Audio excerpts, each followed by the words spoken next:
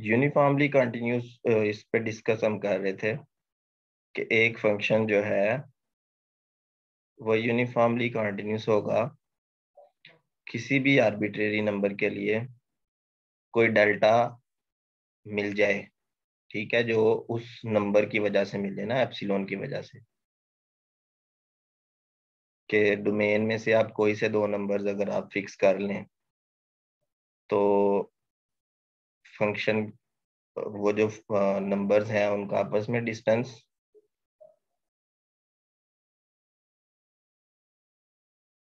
उस डेल्टा से लेस आ जाए।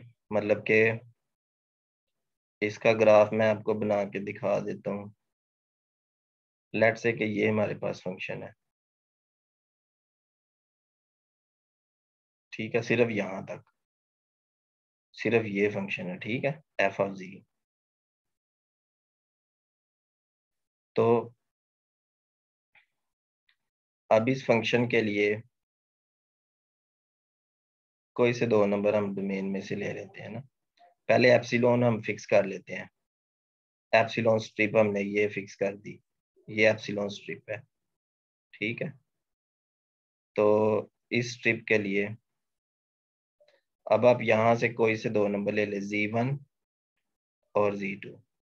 Z1 Z2 आपने डेल्टा स्ट्रिप में से ले लेने हैं कि Z1 Z2 का जो डिस्टेंस होगा वो डेल्टा से लेस होना चाहिए, ये, ठीक है ना, ये डेल्टा स्ट्रिप आ गई। तो जैसे ही Z1 Z2 का जो डिस्टेंस है वो डेल्टा से लेस होगा, F of Z1 minus F of Z2 का डिस्टेंस भी एप्सिलॉन से लेस होगा, ठीक है। अब क्योंकि ये ग्राफ थोड़ा सा सही नहीं बना मेरे से,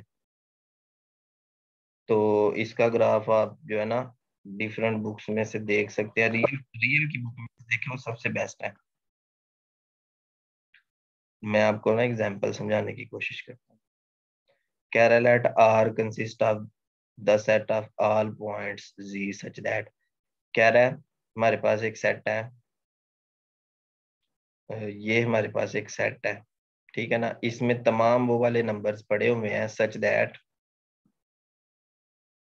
जी के तमाम नंबर्स पड़े हुए हैं जो जिनका जो मॉड है वो 0 से 1 के दरमियान में है, 0 से 1 के दरमियान में। 0 is less than G mod is less और इक्वल टू 1। अब ये जितने भी कम्प्लेक्स नंबर्स हैं, मिसाल के तौर पे अगर इनको देखा जाए तो ओरिजिन ओरिजिन तो आ जाएगा ना इसमें, क्योंकि ओरिजिन, लेकिन ओरिजिन का जो मॉड है वो 0 होगा, तो ओरिजिन को हम निकाल देते हैं। उसके अलावा यहाँ पे यूनिट सर्कल एक बना लेते हैं, ये देखें।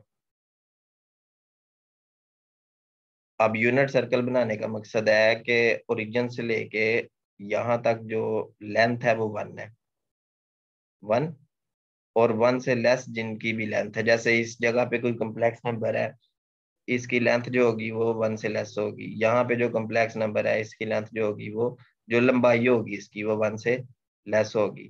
तो इस तरह के जितने भी नंबर है हमारे पास वो इस सेट में पड़े हुए हैं, ठीक है। अब ये तो आ गई हमारे पास डोमेन, कि ये इसके अंदर जितने भी नंबर्स है ना, ओरिजिन को निकाल के, ठीक है, ओरिजिन को शामिल नहीं करना आपने, मैं ओरिजिन को भी यहाँ से निकाल देता हूँ। ये यूनिट सर्कल है, यूनिट सर्कल विदाउट ओरिजिन, तो ये निकल गया, ठीक है, ये माइनस कर दिया हमने। तो ये आ गई हमारे पास डोमेन। अब इस, ये जो हम डेफिनेशन में यहाँ पे डीएफ की बात कर रहे थे, ये डीएफ आ गई ना डोमेन फंक्शन की। अब फंक्शन जो है वो क्या है, ये जी स्केयर के इक्वल है। फंक्शन जो है वो जी स्केयर के इक्वल है। एफ ऑफ जी जो है वो जी स्केयर के इक्वल है। कहने का मकसद है कि यहाँ से कोई भी पॉइंट उठाएं, कोई भी पॉइंट, लेट से कि ये एक पॉइंट है, ये एक पॉइंट है, जाहिर है ये एक पॉइंट है, आर स्केयर में से है तो ये एक कम्प्लेक्स नंबर होगा, इस कम्प्लेक्स नंबर को लाके इस जगह पे पुट कर दिया, मतलब यहाँ से एक पॉइंट उठाया और यहाँ पे पुट कर दिया, तो वो उसका स्केयर हो गया यहाँ पे। तो अगेन हमारे पास कोई कम्प्लेक्स नंबर आ गया। अब हमने देखना है कि ये जो जी स्केयर फंक्शन है, इसका जो बिहेवियर है, क्या ये यूनिफॉर्म बिहेव करता है या नहीं। तो यूनिफॉर्म बिहेव चेक करने के लिए कोई से दो हमने नंबर यहाँ से ले लिए, एक ये डॉट ले लिया और एक ये वाला डॉट, इसको Z1 कह लेते हैं और इसको Z2 कह लेते हैं। अब क्लियरली Z1 की मैग्नीट्यूड भी लेस देन 1 है और Z2 की मैग्नीट्यूड भी लेस देन 1 है, मतलब कि 0 is less than Z1 mod is less और equal to 1, 0 is less than Z2 mod is less और इक्वल टू 1, क्योंकि ये हमें क्लियर नजर आ रहा है यहाँ पे। उसके बाद अब आपने फंक्शन डिफरेंस यहाँ पे कैलकुलेट करना है, फंक्शन डिफरेंस जो यहाँ पे डेफिनेशन के अकॉर्डिंग है। तो F of Z1 minus F of Z2 की मैग्नीट्यूड क्या आ जाएगी। तो Z1 square minus Z2 square का मॉड आ गया यहाँ पे।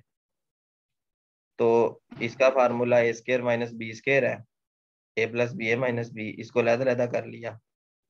तो जब इसको लहदा करेंगे तो अब Z1 माइनस Z2 जो मॉड है, और sorry Z1 plus Z2 mod, तो Z1 की मैक्सिमम वैल्यू जो थी, Z1 मॉड की मैक्सिमम वैल्यू जो थी वो 1 थी। इसी तरह Z2 मॉड की मैक्सिमम वैल्यू जो थी वो 1 थी।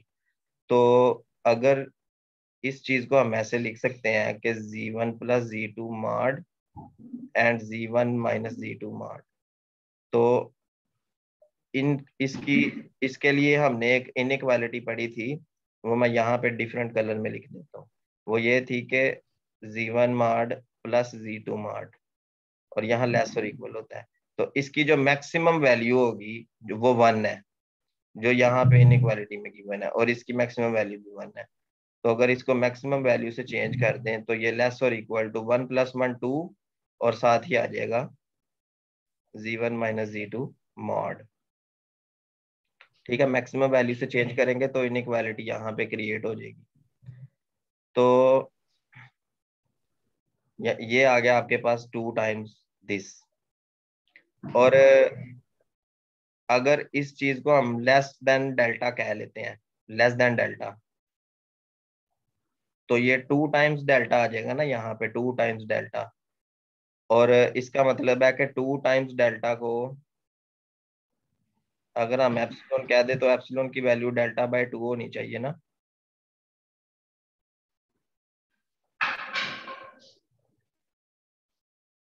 एक सेकेंड,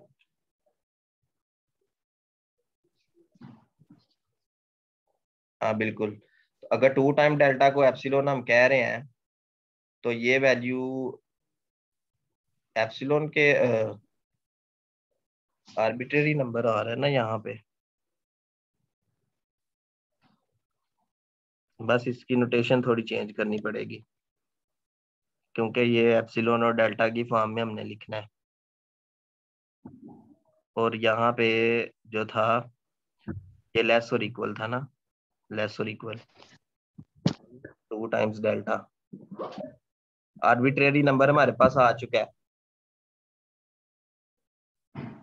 क्योंकि देखें Z1 माइनस Z2 ये हमें क्लियरली पता है कि ये माइनस करने से भी आंसर 1 से लेस ही रहना है, क्योंकि ये ये जो दो नंबर्स है इनके ऊपर ये बाउंड है 0 और 1, और यहाँ पे भी। तो अगर आप इनको आपस में माइनस भी करेंगे तो आंसर 1 से लेस ही रहेगा और 0 से बड़ा रहेगा। ठीक है, इसलिए इसमें इनइक्वालिटी जो है वो एप्सिलॉन, एप्सिलॉन की वजह से डेल्टा एग्जिस्ट कर रहा है ना, क्योंकि एप्सिलॉन डेल्टा का फंक्शन है। आप क्लियरली देखें कि डेल्टा की जगह पे हमने एप्सिलॉन बाय 2 लिखा हुआ है ना।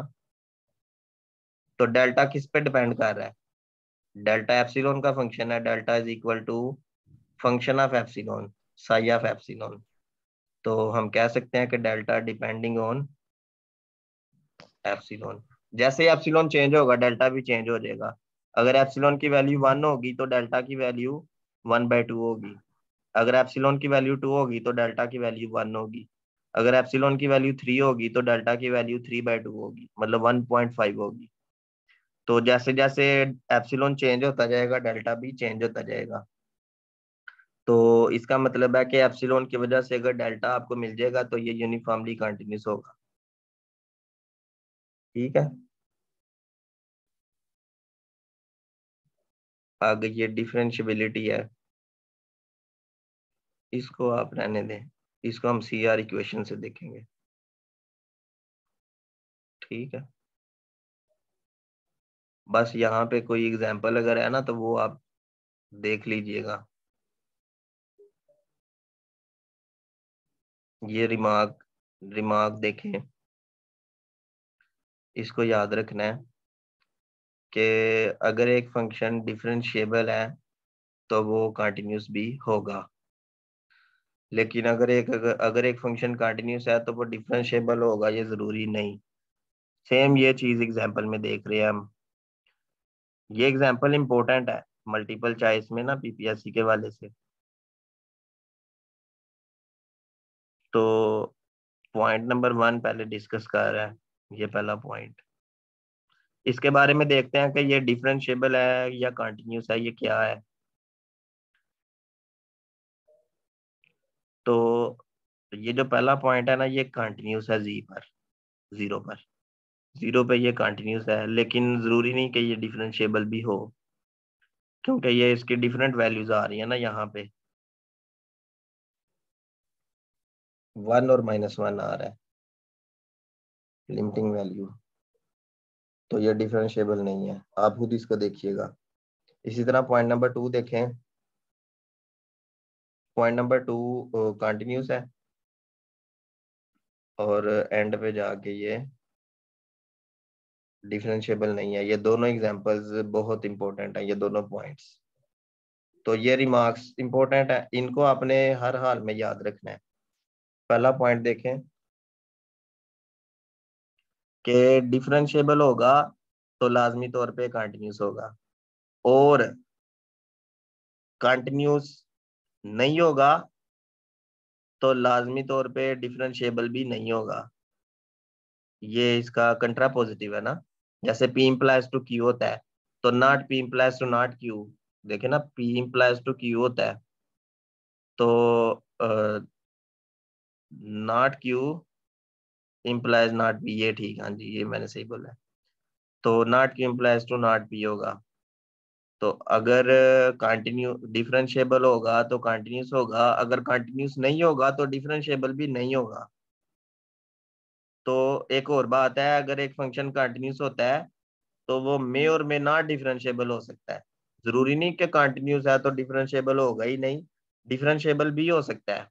ठीक है, तो मे और मे नॉट वाला रिलेशन है यहाँ पे कंटिन्यूटी के बाद। तो ये एग्जाम्पल 3 में वो जैसे कह रहा है कि जी बार और जी मार्ट स्केयर ये दो फंक्शंस हैं, दोनों फंक्शंस जीरो पर कंटिन्यूस है, लेकिन ये डिफरेंशिएबल नहीं है।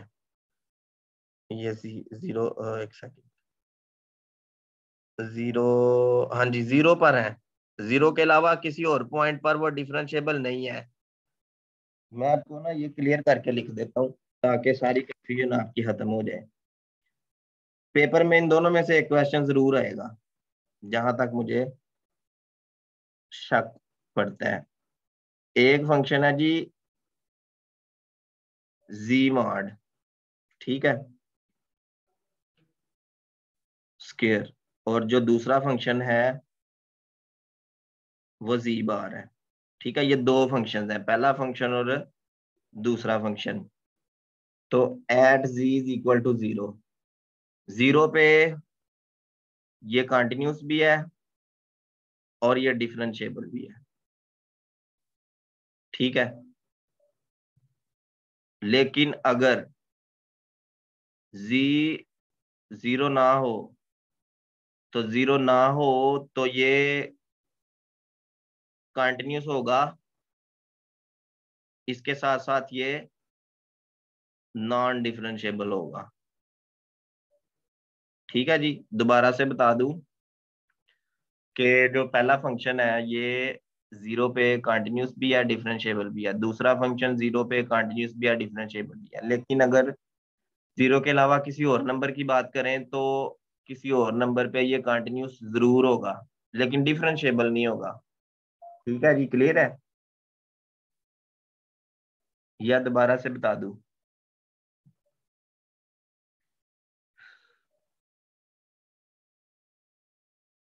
क्लियर है जी?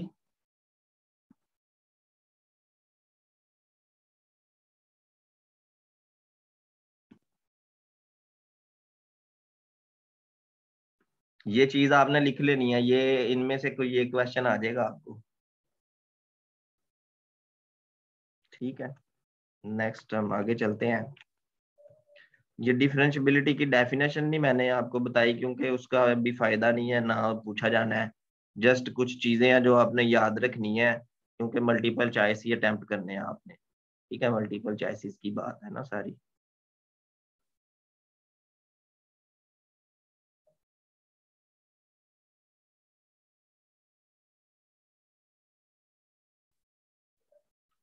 A function that involves conjugate वो डिफरेंशिएबल नहीं होता।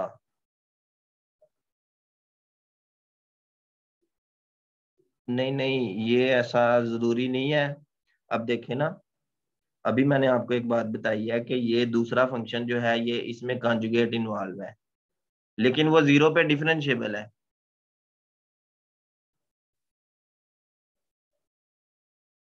देखे ना, उसके उसकी कोई कंडीशन होगी, वो हम बाद में देखते हैं। ये देखें, जी बार है ना, ये कॉन्जुगेट आ गया ना इसमें। तो अब जी बार कॉन्जुगेट तो आ गया, जीरो पर ये डिफरेंशिएबल है। आपको क्लियरली नजर आ रहा है यहाँ पे या नहीं आ रहा? देखें जरा,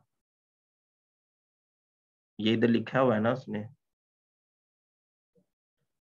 ये देखें, जी बार जो है जी नॉट पे, मतलब जीरो के अलावा कोई नंबर है, कंटिन्यूस है लेकिन डिफरेंशिएबल नहीं है। लेकिन जब जीरो पे बात की जाए तो फंक्शन कंटिन्यूस भी है और डिफरेंशिएबल भी है। बात समझ रहे हैं ना? जो आप बात कर रहे हैं ना वो हम अगले चैप्टर में देखेंगे, तसल्ली से देखेंगे। ठीक है,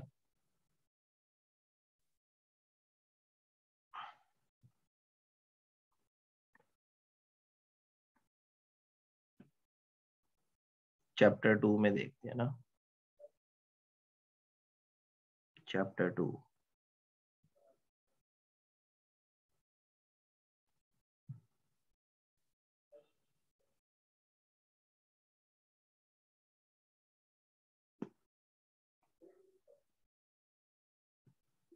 ये डॉक्टर इकबाल की बुक है जी, इसमें से ही पेपर में आया था last time. Organise, rotate, right, organise, clockwise 90 degrees, आगे जी।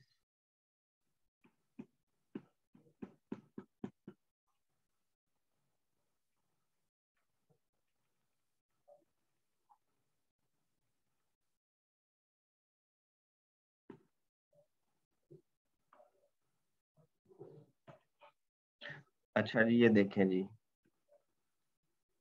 चैप्टर 2 है जी, एनालिटिक और रेगुलर और होलोमॉर्फिक फंक्शंस। ये एनालिटिक, रेगुलर, होलोमॉर्फिक फंक्शन, ये तीनों एक ही चीज के नाम है। ठीक है, अभी देखेंगे कि ये एनालिटिक का मतलब क्या है, इसकी डेफिनेशन का ये मतलब है क्या। ठीक है, पहले ये देख लेते हैं ना चैप्टर में करना क्या है। In this chapter we shall consider the notation of analytic functions which will be given in terms of differentiability.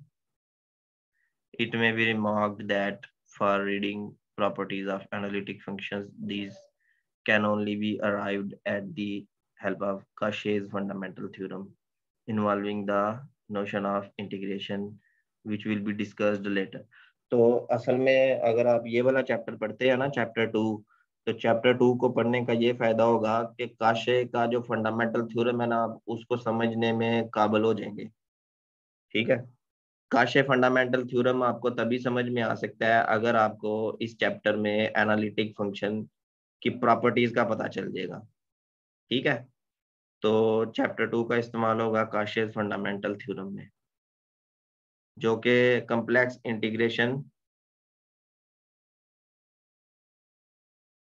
Integration की बात हो रही है। अच्छा जी, आपने अभी क्वेश्चन पूछा था एक फंक्शन, अच्छा,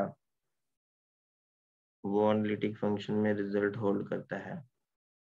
अच्छा, तो अब आपको पता चल गया ना, वो एनालिटिक फंक्शन की बात हो रही थी। जी बार जिसमें आ जाएगा ना, वो एनालिटिक फंक्शन की बात हो रही थी, वो डिफरेंशिएबिलिटी की बात नहीं हो रही थी थोड़ी देर पहले जो आपने कहा था। ठीक है।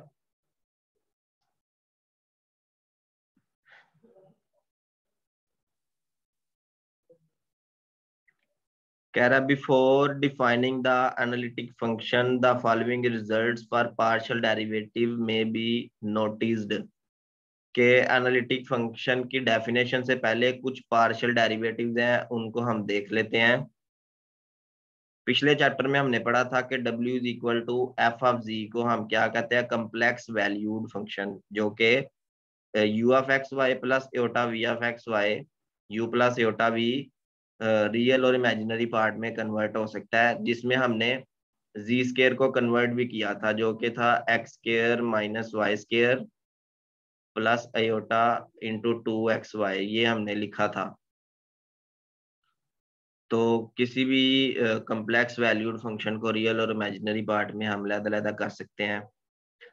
अब पार्शियल डेरिवेटिव u का, ये जो u है, ठीक है, रियल पार्ट का, इसका partial derivative with respect to x का ये फार्मूला है, limit x approaches to zero, u of x zero minus u of zero zero over x minus zero at z is equal to zero. या फिर इसको partial u by partial x, limit delta x approaches to zero, इस form में भी लिख सकते हैं। ठीक है। ये x अप्रोचेस टू जीरो की फॉर्म है, ये small change in x approaches to zero, और ये एप्सिलॉन फॉर्म है। ठीक है।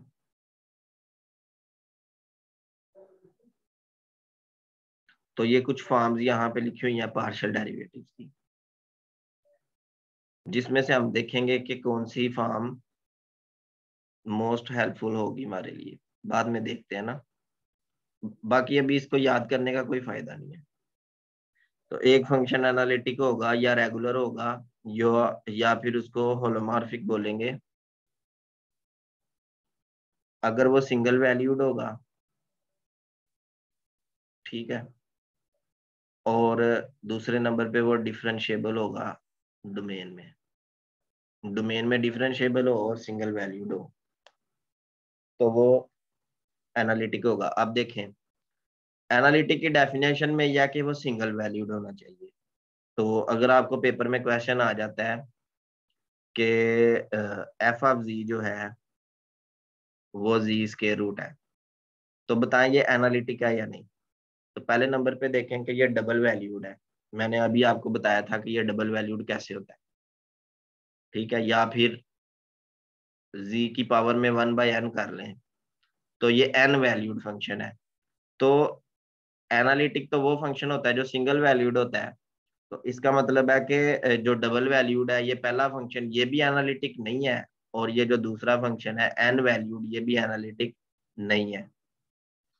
ठीक है। मतलब कि G square root multiply by G square, ये सारे फंक्शन जो है, क्योंकि ये जो है ये डबल वैल्यूड है ना, तो यहाँ पे डबल वैल्यूड है, उसको चाहे आप सिंगल वैल्यूड से मल्टीप्लाई करें तो वो डबल वैल्यूड रहेगा।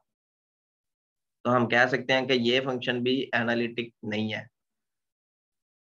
ठीक है। और ये डिफरेंशिएबल होना चाहिए। तो उसके बाद अगर मैं आपसे पूछ लूं कि आपने बताना है कि ये फंक्शन एनालिटिक है कि नहीं, तो F of G equal to G square, ठीक है, F of G is equal to G square, G mart square, ठीक है ना, G mart square at G is equal to 1 plus iota. अब आप ये बताएं ये एनालिटिक है कि नहीं, यस या नो?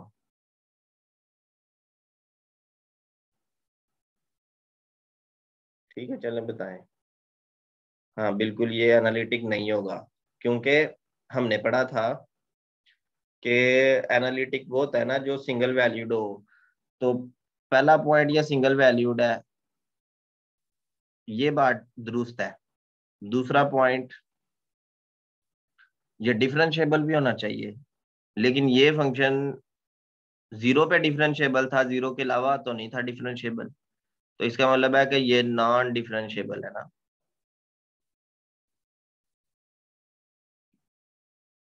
तो इस वजह से ये एनालिटिक नहीं होगा। ठीक है, ये सारी चीजें समझ आपको तभी आती हैं जब आप इसको डीपली स्टडी करते हैं किसी चीज को। अजान हो रही है, अभी बाद में बात करते हैं ना, मैं अभी